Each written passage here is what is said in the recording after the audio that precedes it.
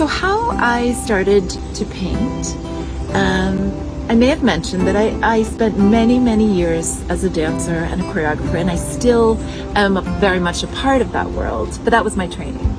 And let's see, about 7 years ago, we came out to Rocky Point from New York City, and I started to realize that I suddenly had space to paint, and I'd always been interested in painting, and I think I got a canvas randomly and said, what would happen if I just sort of played around with this canvas? I mean, it was that random 7 years ago. And something did happen. I thought, oh my God, I love this. And it started to get more and more curious about what would happen if. And then I think, as many people had this experience, that during the pandemic, our normal lives kind of ceased to exist. You know, I couldn't tour with a dance company, I couldn't perform, I couldn't rehearse, I couldn't teach dance class. And I had a lot of time on my hands and space now. And painting became something that I turned to and got deeply into, like spent hours and hours and hours a day doing. And after the pandemic ended, I realized it was where I wanted to put my time and energy and focus. So I really consider myself now a painter.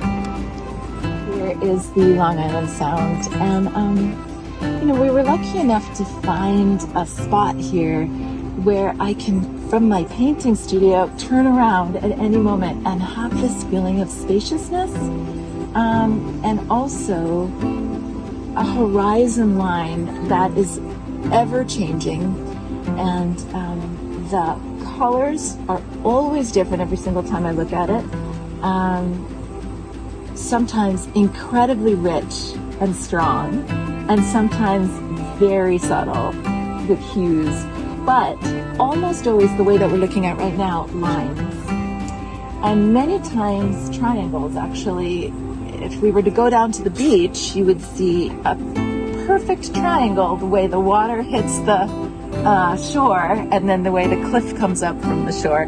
And so it started to make sense to me to exaggerate some of these lines that I'm seeing and these angles that I'm seeing, and be kind of strict about them in the painting, and they unearth the whole quality for me when I do that. So this has been a rich and potent place for me to paint.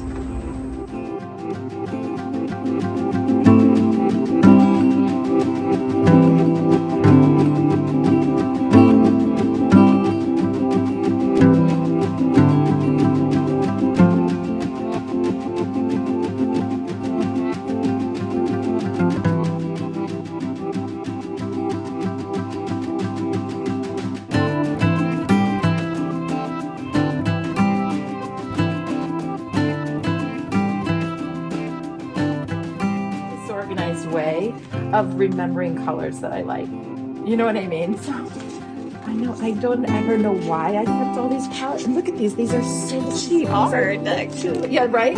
These are literally like when you have a picnic, these plates, but I mean, look, I love the way that green is fantastic. It's like an emerald.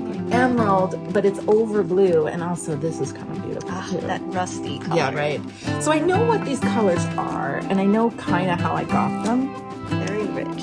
Rich colors. Yeah, see, that did fun. Just the way that it... God, look at this. I mean, I probably at one point did cut these out because I thought they were beautiful, and then kept them. Wow, I love this color story here. This one? Beautiful. Yeah, this one's kind of nice. There's fun because it's a texture of this silly picnic plate, but it's so cool. I love that. So actually, I'm interested in collage. I did a collage workshop this summer, and with collage, what you do is where's my collage? I can show you. Collage, what you do is you paint a whole bunch of strips of paper, all different values and colors and everything. So that's another thing I do is I save my extra, and then you can use these. A lot of fun to think about, but I'm definitely not as organized as your woman that the artist you were telling me about. Like I know when I mix what it is, but I don't keep track.